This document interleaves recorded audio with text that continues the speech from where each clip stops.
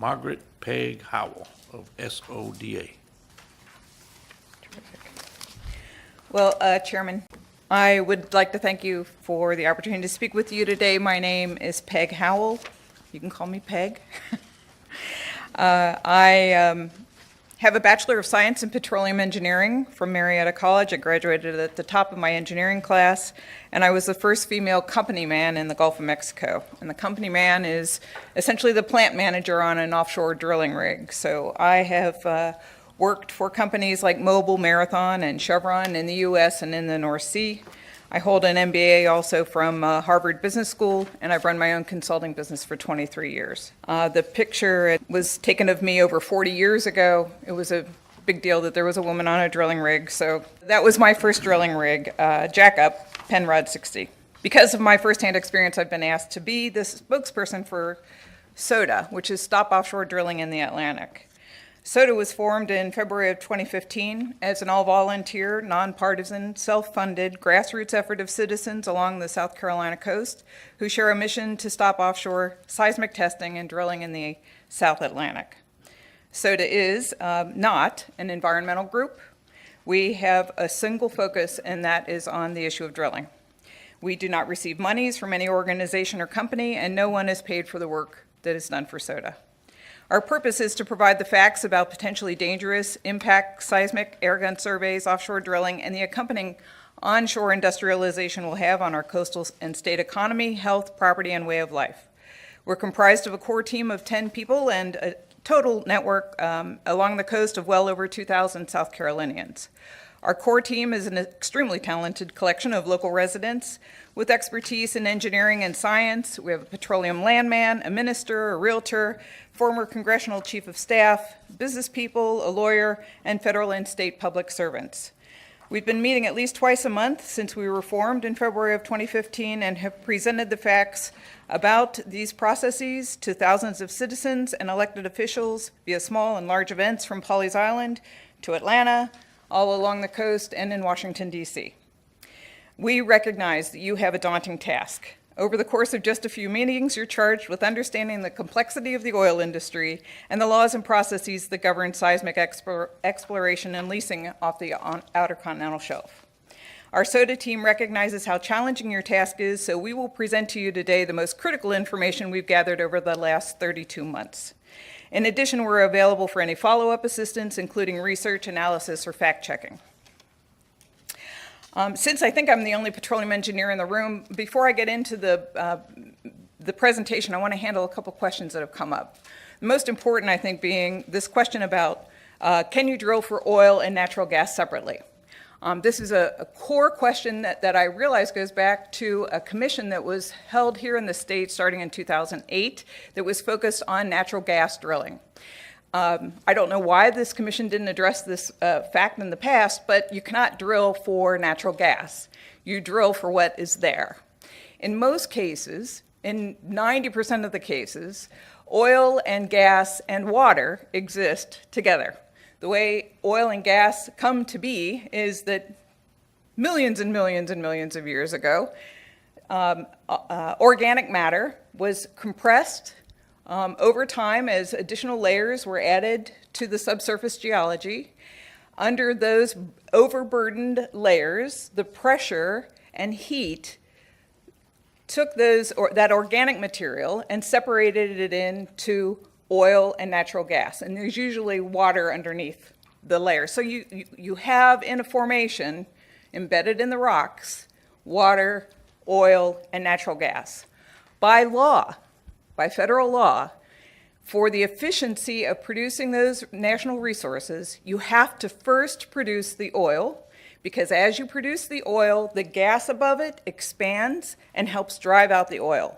If you were to just go in and suck out the gas off the top, as if you could, as if it was a separate thing, but it's sort of like a soda pop bottle, you can't really just suck out the carbon dioxide. But if you were able to take out just the gas, you would leave oil in the ground because you wouldn't have that expansion of the gas cap to drive the oil out. So by law, it's required that first you produce the oil and the natural gas. And just also to clarify one step further, there has been work done. It was 30 years ago, but it's good geology.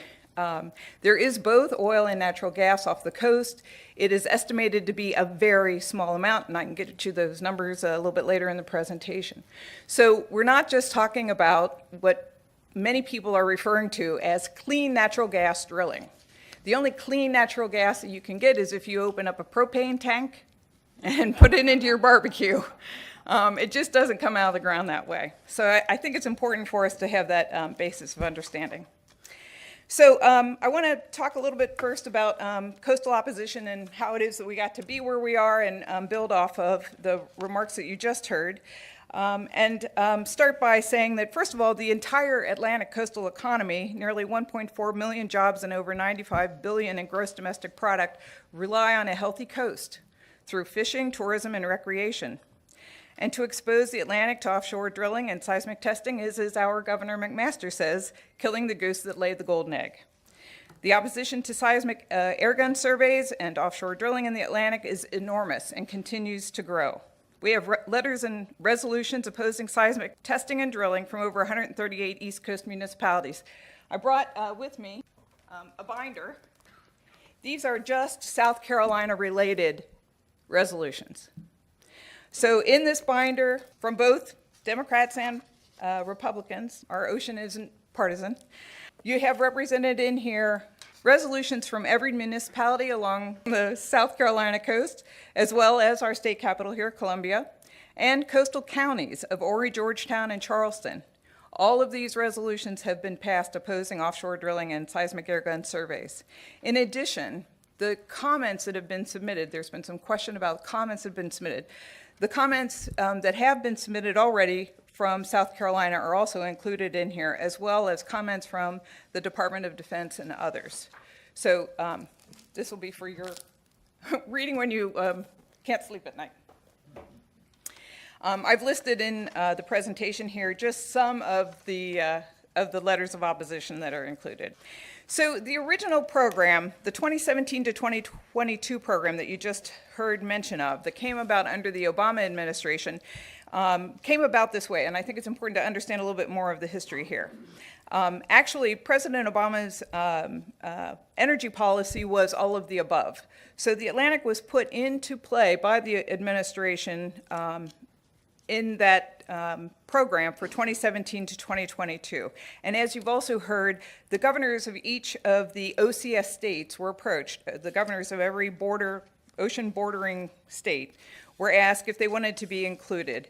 Our governor, the governor of North Carolina, Virginia, and South Carolina, all four agreed the South Atlantic coast should be included. And you see in the diagram on slide 7, a gold area.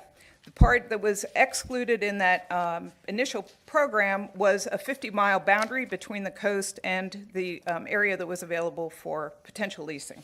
The lease sale was scheduled for 2021 for our area. Then through the process that you just have seen demonstrated, the area was removed, and it was excluded primarily for 3 reasons. First of all, the Department of Defense has some issues with drilling rigs being near submarine areas and missile launch sites like Wallops Island. The price of oil was so low that it did not generate interest by the oil and gas industry, and the third reason was coastal opposition. So in April of this year, President Trump came in and changed the approach and decided he wanted an America First offshore energy strategy. And you see the area that's being considered is slightly different than what was previously considered. The area that's being proposed going from Delaware all the way down to the mid-coast of Florida and all the way to the state border 3 miles out. So slightly different. In addition, the president said at that time that he wants the U.S. to be more than energy independent. He wants it to be energy dominant. It's important when we consider what's going on in the offshore to also consider what's going on onshore in our country.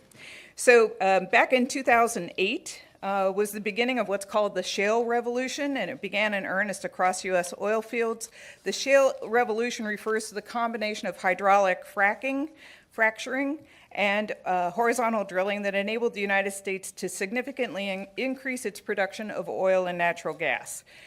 The amount of oil and natural gas that was found as a result of the shale revolution has changed us from being energy dependent to energy independent. Since 2008, we've increased crude oil production in our country by 90%, and since 2005, natural gas production has increased by over 50%. Because of this abundance, in December of 2015, Congress passed a law allowing crude oil exports for the first time since the Arab oil embargoes of the 1970s. Since 2008, we've increased crude oil production in our country by 90%, and since 2005, natural gas production has increased by over 50%. Because of this abundance, in December of 2015, Congress passed a law allowing crude oil exports for the first time since the Arab oil embargoes of the 1970s, when we all stood in line at the gas stations to fill up our cars. So the U.S. now exports roughly 1 million barrels of oil a day and is expected to export over 2.2 million barrels of oil per day by 2020. That's more than the entire production of the Gulf of Mexico. The Gulf of Mexico currently is producing 1.7 million barrels of oil a day. Also, because of the growth in natural gas production and the growth of liquefied natural gas, the U.S. has also become a net exporter of natural gas for the first time in 60 years. So the chances are that any oil and gas found offshore South Carolina or in the Atlantic are going to be exported. This abundance is not just a short-term thing, and this is from the American Petroleum Institute. As you can see, this forecast is not short-term phenomena, but will continue well into the future. In fact, the U.S. Energy Information Agency forecasts that between 2016 and 2040, U.S. consumption will increase only 5%, while U.S. production will grow by more than 20%. And because domestic oil and gas prices have fallen dramatically, companies are drilling but not even completing wells right now. Essentially, they're just shutting them in, putting them on hold. The result is a continued surplus of oil and gas supply for our domestic needs without drilling in the Atlantic. And you can see on page 13 that the U.S. Energy Information Administration expects the U.S. to be a net energy exporter by 2026, although it actually appears it's going to happen sooner than that. So aren't we already energy dominant? Yes, in fact, we are. So the U.S. is the world's largest natural gas producer, overtaking Russia, and the world's largest global oil producer, overtaking Saudi Arabia. The U.S. doesn't need the Atlantic's oil and gas to achieve or maintain our energy dominance. We have such abundance onshore that we are exporting record amounts and will do so into the future. So drilling in the Atlantic, again, is not about energy dominance. It's about oil companies having access to potential oil and gas reserves so they can increase their revenues and profits through exports. So how do oil and gas companies get to those Atlantic reserves? By exploring. So we've already talked a bit today about the first two steps. Let me just touch on a few things that haven't been previously mentioned. Number 16 shows you the Atlantic G&G permitting process, the geologic and geophysical process, two separate processes that are going on. The first one that's going to grant those seismic permits is currently where the red circle is about to become, which is where we will learn if the incidental hazard authorizations are going to be issued by the National Marine Fisheries Services. That's a long way of saying there is recognition that harm is done by seismic testing to marine life, and the National Marine Fisheries Service has to say whether or not that harm is great enough to allow it to go on or not. Once that designation is made, BOEM makes the final designation about whether or not those seismic permits will be issued. You heard earlier about what seismic airgun surveys do, so I won't dwell on that, but just to say that SOTA opposes seismic gun surveys for four particular reasons. First of all, we don't get to see the results. Secondly, an unprecedented amount of seismic is being requested, and it is not harmless. Third, it doesn't definitively find oil and gas deposits. And fourth, it is the first step toward drilling. These are the permits that are being considered right now. So there are 8 permit applications out there. One, as Elizabeth said, is an approved aerial permit. It was approved in July of 2016. It, to our knowledge, has not been done yet. The first company that received this permit went out of business, so the permit's now been passed off to a second company. We don't believe that aerial work has been done yet. It is a gravimetric. It looks at the gravity and the magnetic information available in the earth. So it's gravimetric gravity map. The second is a sonic permit, and there's not a requirement for that sort of testing to receive these kinds of permits. So the ones that we're concerned about, getting to the point, is 5 permits you can see that overlap off the South Carolina coast. So those 5 permit areas that are currently under review off the South Carolina coast, only the seismic companies that collect the data, the oil companies which buy the data, and BOEM get to see these proprietary results. So people who say we need to run seismic and then we'll decide whether or not to support drilling along our coast don't understand that that's not how it works. We don't get that information. It's also, it's not just proprietary for a while, it's proprietary for 25 years. So the state government, the governor, the members of Congress do not receive the seismic information, so it's not available to make a cost-benefit analysis. Sure. No, go ahead. Just as a point of clarification, so that information is totally proprietary to the companies who pay for it? Yes, Is that exactly. correct? Thank you. Yep. Now, Yes. it is given to BOEM, though. It's given to BOEM because they have to do a calculation about what they think Right. the leases are going to be worth so that nobody underbids the actual value of the lease. Right, but I mean, it's sort of like you pay for it, and you ought to reserve the right to be able to have it. So in other words, I pay for the survey on my piece of property. That's my survey.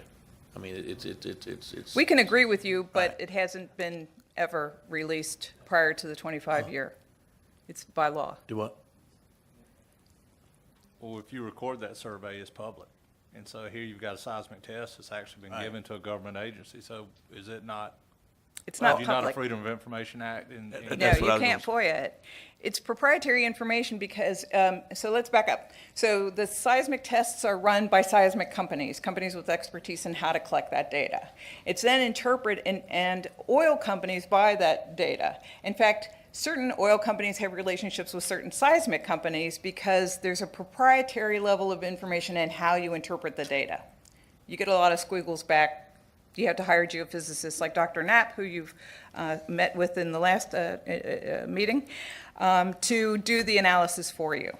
So there are these relationships between oil companies and seismic companies to collect that information. So it's considered proprietary because how I look at that information may give me insights that another oil company may not have. And that's going to affect how I bid in these competitive bids for leases. That's why it's proprietary. So I'm sorry, you can't get it with a FOIA. We've been round and around actually trying to figure out how we could get it. There was seismic information run 30 years ago, and that information is publicly available. And I've looked at those seismic runs, and I've looked at the well data associated with those runs. There was not commercially available oil and gas at that point in time. So we would Will you love for say you it to one take more that time? up with BOEM. What was not available at that time? There was not commercially available oil and gas found at that time. Okay. They found shows of oil and gas, what's called a show. It's like, oh, there's a little bubble here, a little bit there, but not enough to be worth installing all the production equipment and so forth.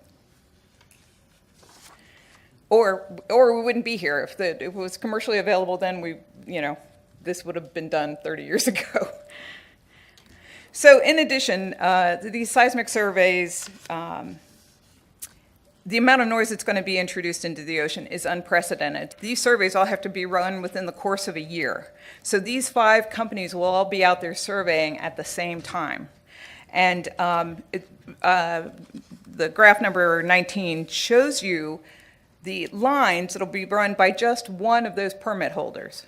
So each permit has a map like this of the lines that they want to run. So you can see all that cross-hatching, that's the amount of seismic that just one company is going to run. If you add it all up, there's over 90,000 miles of seismic lines being proposed, over 900 days of seismic explosions every 10 to 15 seconds, 24 hours a day. Significant impact. In fact, I compared this to seismic that's been run in the Gulf because everyone says, oh, there's so much seismic that's been run in the Gulf, but there's never been this intensity of seismic run at the same time. This all has to be run within a year. And BOEM is not allowed to award a permit to just one company or two companies out of the 5. If all 5 have met all the hurdles, they have to award all 5 permits. So this is an unprecedented amount of noise that would be going into the ocean. In addition, and this is a little bit more in my wheelhouse, seismic doesn't actually tell you what's out there. Seismic tells you what the underlying geology looks like, but oil and gas can or cannot occur under different kinds of geologic circumstances. So the 2D seismic is what they're proposing to run, looks like that top set of lines in slide number 20. And 2D seismic is only accurate 20 to 25% of the time. So if you drilled 10 wells, you'd only get 4 at best, 2 at best, that would actually find oil and gas. So after they run 2D surveys, they come back and ask to run 3D seismic, which is more expensive. They won't run it over as large an area, but if they see something that looks interesting after the 2D survey, they'll run a 3D survey, which gives you a diagram, as you can see below on that same chart. And that 3D seismic, again, has to be re-permitted and so forth, and so a whole second set of surveys are run, and that yields only 40 to 50% accuracy. So if seismic surveys were able to definitively find oil and gas, Royal Dutch Shell would not have spent $7 billion on a dry hole in the Arctic 2 years ago. So there's all this noise without a proven result. In order to find oil and gas, you don't know what's out there until you drill. So let me touch a little bit more on the drilling leases and the process that BOEM has for that. As Elizabeth explained, we're on the blue line at the top there. Representative Dillard, you asked about the public comments. They are publicly available. There were approximately 50,000 comments submitted. I personally have read 100 comments from the state of South Carolina that have been submitted by South Carolina citizens. They're all publicly available on regulations.gov. As I said, many of them are in the binder here. They, with the exception of one from the steel industry, one from the American petroleum industry, and one from somebody I happen to know in Georgetown, they're all against offshore oil and gas drilling in the state. Representative Ott, you're right that essentially our primary ability to stop offshore drilling is at that red box at the end of the blue line. And that will take approximately 9 to 12 months to complete that process. Traditionally, it's taken longer, but the president has asked to expedite this process. So it's not clear that those 60-day, 90-day, 60-day comment periods are going to be that long. They are looking at perhaps compressing those, we understand from BOEM.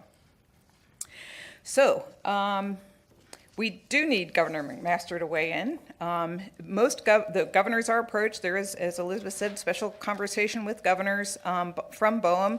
Governor McMaster has said publicly he is opposed to offshore oil and gas drilling. He needs to submit comments. They're not yet, at least if he has talked to BOEM, his comments are not yet publicly available. We do have some time, but we don't have a lot of time to weigh in. Okay, so what's in it for South Carolina? That's really the question you want to know. Like, what's the deal here? Are we interested in this or not? So you've heard claims from various sources already that there are $3.7 billion in new revenues to come to South Carolina and over 35,000 new jobs, and that the Port of Georgetown can be the hub for servicing OCS-related development. The first two numbers, 35,000 jobs and $3.7 billion in revenue, comes from this report. This report was paid for by the American Petroleum Institute and the National Ocean Industries Association. It says, it provides those numbers, but it is flawed and has been refuted over the last several years. Let me just touch on why the numbers that you were given are wrong.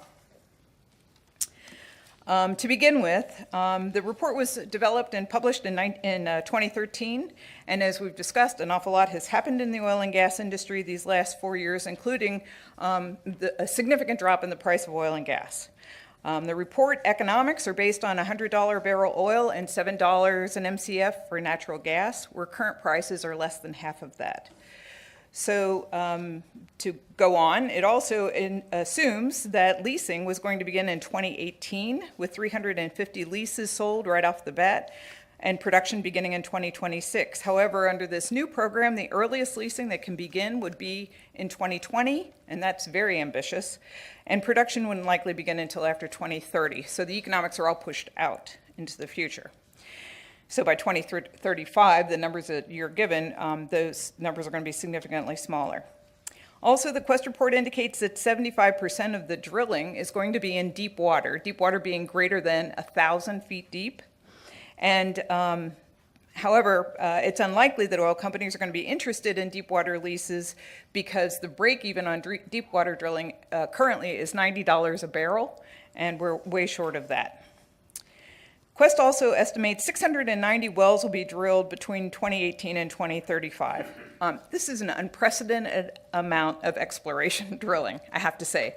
To give you all an image of that, if you look at the map, that blue area is the area of oil and gas that has been estimated by BOEM under the old geologic data. You can see in the blue box to the left, the Mid-Atlantic, under their estimates, hold 2 billion barrels of oil and 23 trillion cubic feet of gas. The South Atlantic, a mere 500 million barrels of oil and 2 trillion cubic feet of gas. It's a very small amount. Also, as you were noticing before, and this map does show the state lines, if you squint your eyes, the gold lines that head out into the ocean show the demarcation. So as was said before, Georgia gets a teeny weeny little bit. South Carolina gets not a whole lot more. North Carolina had, as somebody said, somebody in there getting those lines drawn and gets the lion's share of that. And the North Atlantic has been removed already under the Antiquities Act. So the North Atlantic isn't even there. So the numbers in this report were based on an unprecedented amount of exploration drilling at oil prices that and gas prices that don't currently exist.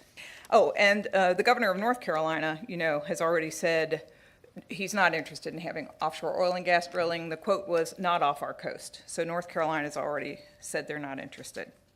So these revenues, this $3.7 billion in revenue, not only is an overly inflated number, but it won't be coming to South Carolina because the president needs those monies for some of his other programs and has already stated there will be no revenue sharing for the Atlantic OCS. That 37.5% that you heard about before that Louisiana and the Gulf of Mexico is receiving, by the way, that's only on a very small amount of, it's not on the entire Gulf of Mexico production, it's only on some production that's occurred since 2010, I think. This year, as a matter of fact, Louisiana was expecting to receive $140 million, and they're only going to get $70 million.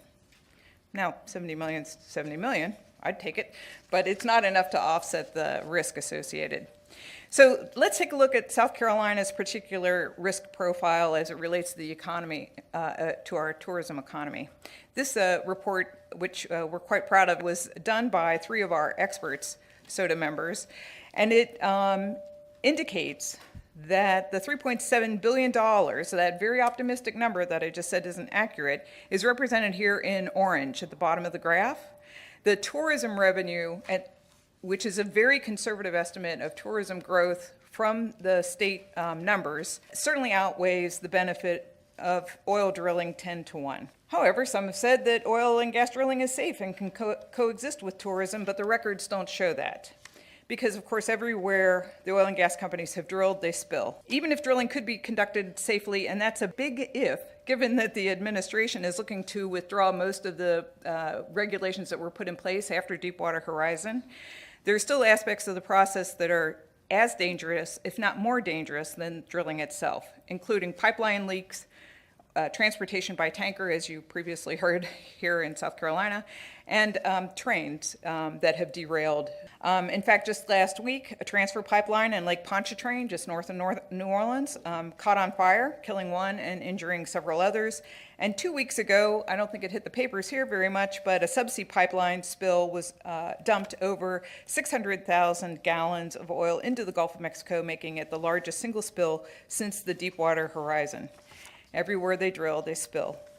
So what about those 35,000 jobs? Well, again, we've indicated those numbers are off significantly. But in addition to that, the nature of offshore oil and gas drilling, I can say, having done this in my career, is that oil and gas workers are nomads. Oil and gas workers go wherever the industry takes them. One of my best friends, who's still a drilling engineer, has drilled literally all over the world. She's been in Bolivia, she's been in Chad, she's been in the Sudan, she's drilled off Norway, in Indonesia. Because the training is so specialized, not unlike actually the workers that were recently let go at the nuclear power development. Those workers came in, they have nuclear specialties, offshore workers are the same way. They work shifts. You fly in for 2 weeks or 4 weeks, depending on the nature of your work, and then you fly home back to your loved ones in Louisiana or Mississippi. They don't stay in South Carolina, and they don't contribute to the local economy. Lastly, infrastructure will ruin our coastline. As Representative Hewitt just asked a little bit ago, where would we be putting this industrialization along our coast?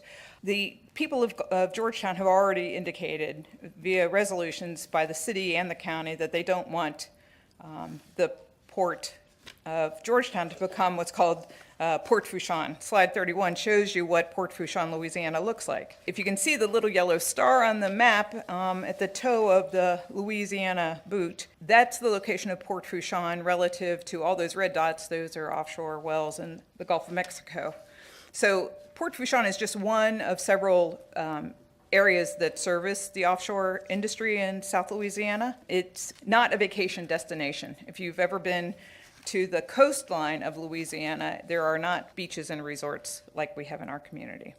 The two areas develop differently. The economy of oil and gas economy of the Gulf Coast started in 1938, and so resorts weren't put there, oil and gas industry was. One thing we do have in common with Port Fourchon is hurricanes, and you'll see in slide 32 that hurricanes Katrina and Rita really wreaked havoc on the Louisiana coast. More than 900 million gallons of oil were spilled from damaged offshore and coastal infrastructure, and more than 100 offshore platforms were totally destroyed. And there were also more than 450 seafloor pipeline breaks. So you can see what Port Fourchon looks like before and after a hurricane. All those chemicals, oils, and other supplies heading into the Gulf of Mexico. So what's in it for South Carolina? Let's sum it up. It's a terrible economic decision. The good jobs will not go to South Carolinians. It's extremely risky to our coastal economy, our health, our children's future, and our way of life. And it's a forever decision. It's a forever decision because if oil companies obtain leases, drill, and find commercial quantities of oil and gas, by law, they are entitled to produce, drill more wells, or sell the property to another operator as long as they have that lease. And the states cannot remove those leases. Those are federal granted leases. So when the oil business comes to town, it's very slow to leave, if ever. If you want more information about that, I would refer you to the South California coast, where they've been trying to get rid of the federal offshore oil and gas industry since 1969. And those wells are still producing today. 26 platforms still exist off the coast of California. So why do we recommend opposition to Atlantic offshore oil and gas exploration and development? The U.S. doesn't need it. We have an abundance of offshore oil and gas. It's a high-risk, no-reward decision for South Carolina. It's a forever decision that's made by the feds using our precious reserves that are exported to foreign countries. The profits go to the oil and gas industry. The damage comes to our coast, our health, and our economy. They get all the benefits, and we take all the risk. Our requests are listed on the last page. Specifically, we request that the General Assembly pass a statewide resolution against offshore oil drilling and seismic air gun surveying in the Atlantic. And if you happen to be a friend of the governor's, please ask him to submit those comments to the Department of Interior BOEM. And we also recommend state legislation that relates to offshore drilling that is currently being considered. We recommend putting that aside.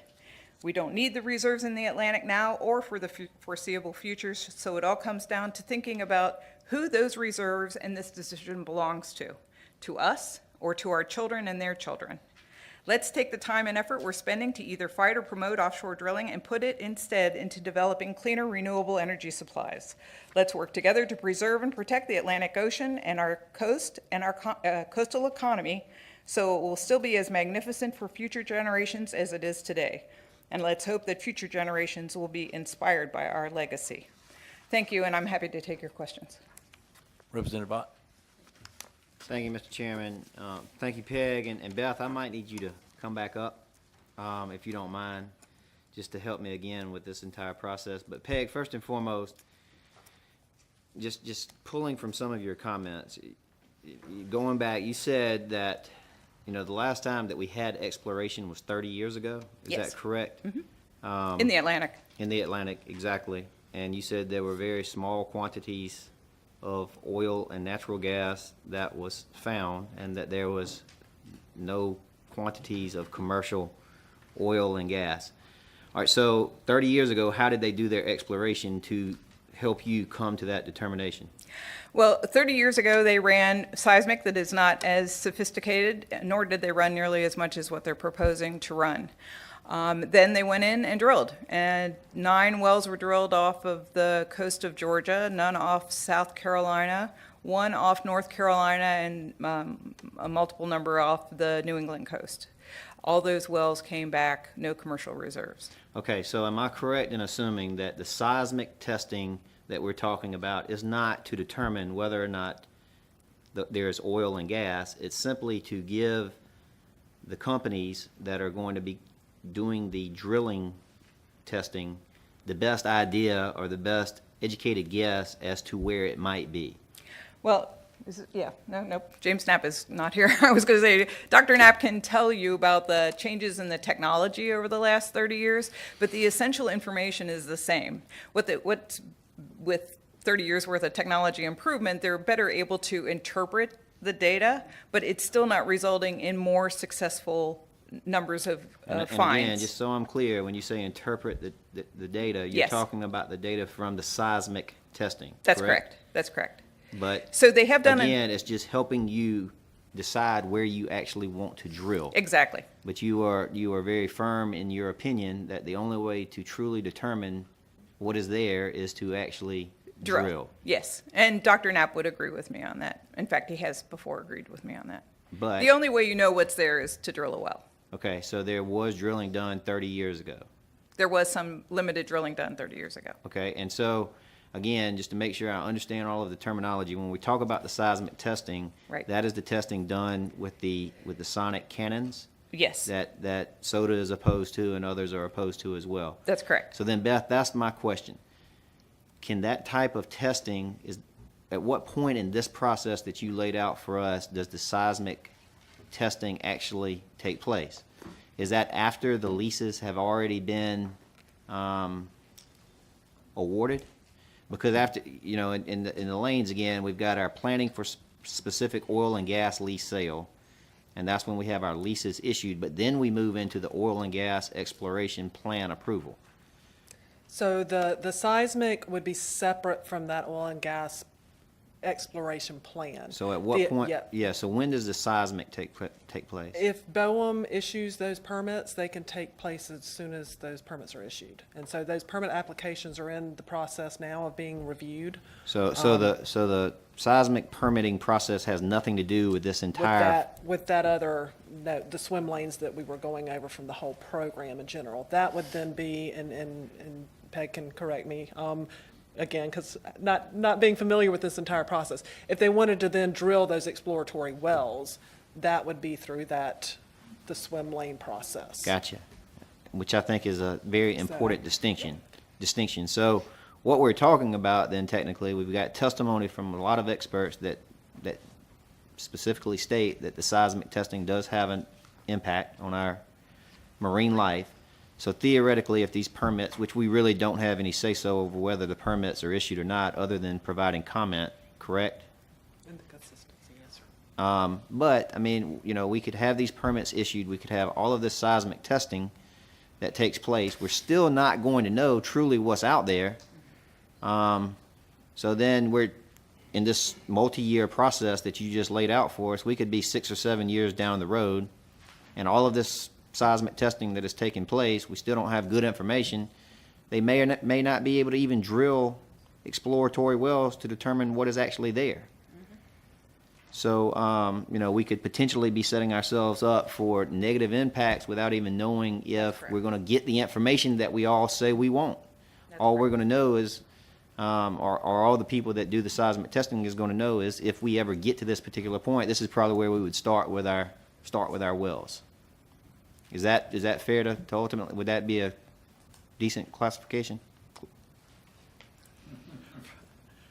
I mean, I appreciate the process. That's what I didn't know if the seismic testing was part of the exploration plan approval. So it's good for me to understand that this can take place before all of this other stuff even kicks off. Right. If you were the CEO of Shell or a major oil company, in the grand scheme of things, seismic is rather cheap. It's, you know, running a rig is $1 million a day. Running seismic is less than that for all the seismic you're going to run. So the point is, you would want the data, but it doesn't, and it creates the harm that you mentioned from our point of view, but it doesn't. It doesn't tell you what's there. Doesn't tell you what's there. It doesn't direct. It narrows the field of play, if you will, for where they might consider getting a lease, but it doesn't. There's nothing definitive that comes out of it. And even if you did get the information, all it would tell you is where you would put your money. It's like going to Las Vegas. You know, So where why you would bet. I not, help me understand why as a policymaker would not want a company to go through this process on the front end before I allowed them to actually do the sonic testing? Why you would not want to go through which process on the front This end? process of BOEM that Elizabeth laid out to me, I would want them to have to go through the whole development process. I would want them to have to go through the actual lease sale before I gave them the go-ahead to start setting off sonic booms. I would want them to at least to have to get to that point in this process, because to me, that is part of exploration. Right. I don't see how anyone could say that the use of these sonic guns is not a part of the exploration process. That's accurate. It So is a shouldn't part of we the- want them to have to go through the lease process if we get to that point before we just would say, start dropping the cannons and start setting them off? Yes, and it's a bit of a chicken and egg venture, because you don't really want to run seismic unless you have a sense that you're going to be able to get a lease. Right. So these are the challenges that those CEOs get paid big bucks for. Okay, and then finally. Whether or not to pay for the seismic. Finally, Beth, does OCRM have any role in the permitting of the seismic? Again, and this may have already been asked, I'm not sure. So we requested review of. It's just a review. Yeah, it's a consistency review. So Again. that was where we provided the comments back on the conditions regarding sea turtles and the limitations around marine protected areas for the fish, commercial. How many and permit recreational. applications for seismic have been submitted? I believe there were either 5 or 7 that included areas off of South Carolina. One of them was aerial, and I not want worried to say about maybe that. one did not actually submit. They indicated that they were going to submit, and one did not, and I think we had 3 that we reviewed, so maybe. There were 3 that you reviewed. There are 2 more that have been, that have come to BOEM since the 3 you reviewed. The 3 you reviewed with stipulations were based on some old science. I would recommend actually that those be required to be re-reviewed, because one of the stipulations, as I understand it, is that the seismic ships were not allowed to come within a certain distance of the coast, but it made no reference to the distance that the sound travels. So it doesn't matter if a ship is here or there, if the sound travels 2,500 miles, it's still going to impact sea turtles and marine life. So that's relatively new science, and probably needs to be included and incorporated into reviewing all the permits if you're going to do that. And for that aspect, I would say that we certainly look to our, Right. our sister agencies to Right, provide some and then additional just finally, science. if someone gets that permit to do seismic testing, are they limited within an area of which they can do it, or are they free to go wherever they want to? Do we know that? The areas are typically spelled out, I think, in the permits that they Okay. provide and where they will be. Right, they specifically ask where in the permit that they wanted to run the seismic, and then they're granted that amount. Okay, thank you. Anybody else? Yeah. Mr. Hewitt? Thank you, Mr. Chair. I guess I'm still trying, I don't understand the difference between the aerial and the seismic. I mean, if aerial is non-controversial and can be done simply, why doesn't everyone want to do that? I mean, is it cost? Is it, I mean, it's obvious accuracy. I mean, seismic's not very accurate. It's just kind of giving you a ballpark idea. Does aerial not accomplish the same thing? A couple of answers come to mind, and that's a really good question.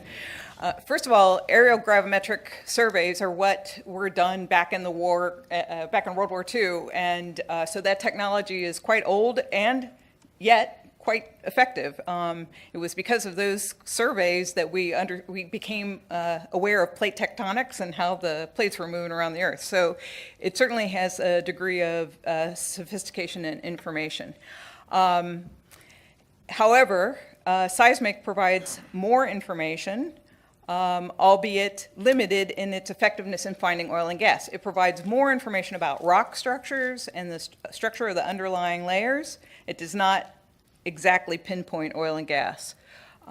So it's like going to the doctor says, I think you have cancer. I can tell that from this first layer of testing, and then he offers that he runs some more detailed testing to pinpoint the location of the cancer more precisely before surgery. So it's that sort of thing. However, until he gets in there and actually starts cutting into your body, he doesn't know the exact extent of the cancer and where it's all located. That would be an analogy that comes to mind. Okay. You mentioned opposition to, so basically every single coastal city, municipality, and county has passed a resolution opposing offshore drilling. Yes. So have the local congressmen, Sanford and Rice, have also come out and opposed for it. Is there any support for it in the coastal region? There's some confusion about Senator Goldfinch's position.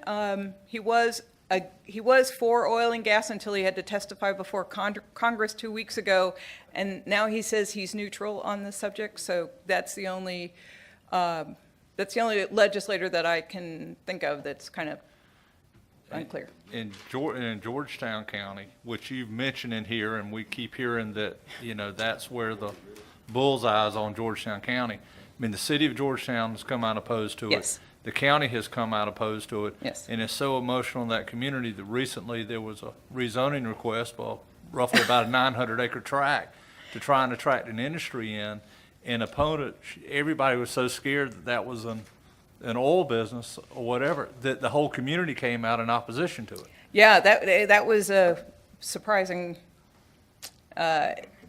surprising outcome, but it does speak to the level of concern in that area. And as it relates to coastal zone impacts, I think it's also important when we're talking about onshore infrastructure in Georgetown, for those of you who visit Pawleys and the Georgetown area, you are probably familiar with Winyah Bay. It's the receptacle of 5 rivers that flow from the upstream to the Atlantic.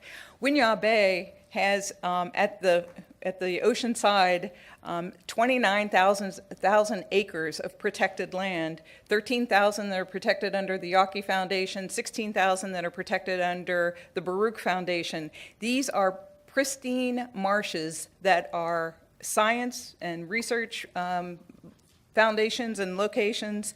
As we heard from the DNR earlier, any kind of offshore impact, the destruction to those marshes would be devastating, as has been proven in South Louisiana. They're losing a football-sized piece of marsh in South Louisiana every day because of subsidence from removing the oil and gas from under those marshes. In fact, many of the scientists who work at the Baruch, at the USC Marine Lab in Hobcaw have also done research on South Louisiana. They might be interesting folks for you to talk to about what the impact would be on North Inlet and those very precious marshes we have that are also a NOAA facility and one of 28 estuary and research reserves in the United States. And you mentioned accidents happen. I mean, they do. I was looking at some BOEM charts, and since 2006, and this doesn't include the spills that since 2006, of which we've got the largest, I don't know whether it's been capped yet or not, that's happened since the horizon, but there's been 335 measurable, which have to be reported spills in the Gulf since 2006. And if you look at that and you look at the gallons or barrels of oil as this spilled, it looks like, if I'm reading this chart, including Deepwater Horizon, over 5 billion barrels. That's correct. That's Yeah. correct. Yes. That have gone into the ecosystem. Yes, and it's important to note that oil spills in the Gulf of Mexico are self-reported, so there are a lot that go unreported. I know when I have to admit, when I was working on rigs, there were things that happened that went unreported, because if there was no sheen that was going to be seen in daylight, you didn't call anybody to tell them about it. Hopefully, oil and gas companies are more responsible players now than they were 40 years ago, but I know that there are a lot of unreported spills that happen. Okay, thank Representative Kirby. Thank you, Mr. Chairman. Peg, thanks for this report. Wanted to just ask, just for clarification, you, on your slides, I think they're number 7 and 8, which identified the proposed areas for the leasing program. My understanding was that the top slide showed, was that the 50-mile buffer?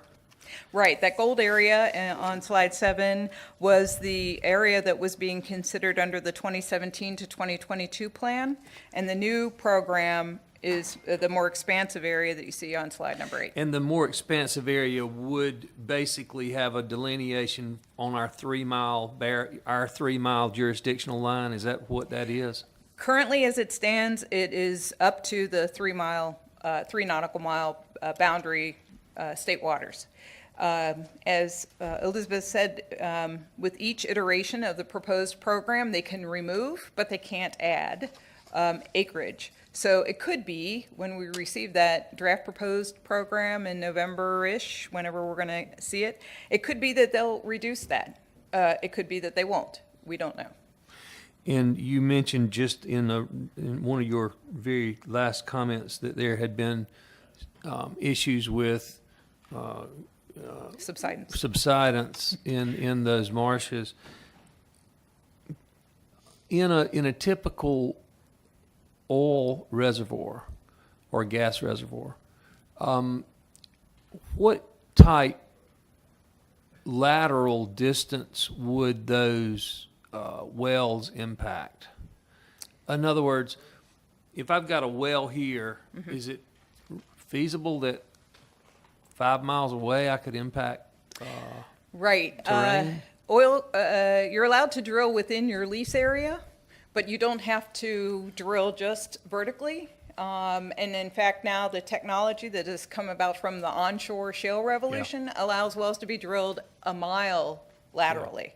So it's possible to drill like that out for a mile. When I was drilling, you could maybe get a 36 to 45 angle, from 90 but you degrees. couldn't get a 90-degree angle. So Yeah. we could drill somewhat. One other question. Are you familiar with any new technologies that are available to the oil and gas industry that could substantially replace the seismic testing method? I mean, it seems like with all of the strides we're making, I mean, Yeah, it's a good question. There's research going on. There's one technology called vibrosice. However, none of it's commercially available yet. It's still in development. It could be a replacement for air guns, which would be terrific. It wouldn't be an elimination of noise, but it would be a reduction. Thank you. Thank you, Mr. Chairman. Thank you for your presentation. Sure. Anybody else? Celeste, go ahead. Thank you, Mr. Chairman. I have a quick clarification question. On your slide 11, you stated that we have 80 to 100 years of natural gas supply. Is that natural gas that's in the ground and readily available, or what exactly is that? Yeah, so there are levels of reserve classification. Those are called proven reserves, as opposed to potential reserves. So those are reserves that have been identified via wells that have been drilled, that will be able to produce well into 80 to 100 years from now. So Okay. those are proven reserves. Okay, and that time frame is based on the current consumption of natural gas in the country? Yes. Both by electric utilities and industry and for all uses? Is that what it Yes. covers? Yes, exactly, right. Okay. At I our just- current usage level, plus the projection 5% growth. Oh, okay. It does include some growth in 5% there. growth. Okay, all right, thank you. Thank you. Sure. Let me ask you a question. Sure. If there was a way that testing could be done in these waters that we're talking about, that would not harm the first hair or anything or any animal, would you be in favor of it? I certainly would. You would be? Because at my heart, I'm a scientist. Right. And I love data as much as Dr. Knapp and any other scientist that goes running around. Give me data, right? I would be for it if it was available to the public. I would be for it if it didn't cause harm to marine life, and impact and if it could be done in such a way that wouldn't impact our coastal communities. So So they've got to. explain about what you. The last impacted. piece? Right.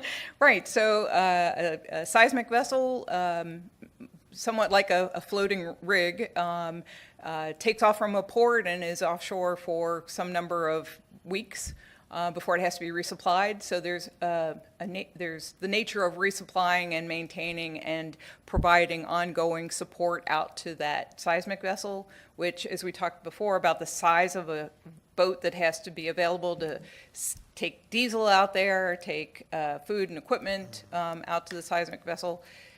If that could be done in a port that is okay with that sort of thing, not Georgetown, then of course the data is a wonderful thing.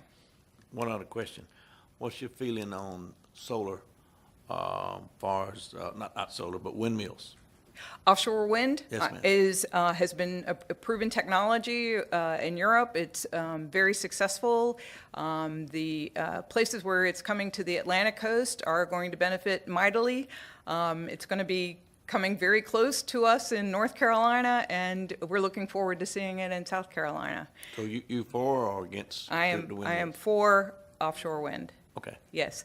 I know some residents have concerns about what's called the view shed, what you're going to actually see. And already we have, off Pawleys Island, a 24-mile restriction, which would essentially take wind farms out of a view shed. So the 24-mile restriction? Yes. Was that in place by BOEM, or who put that? I believe Mayor Otis had a lot to do with making that happen for Pawleys Island. Okay, and who was that, who did that have to go through? Oh, BOEM. BOEM provides the leases for offshore wind as well as offshore drilling. So there already are some in North Carolina?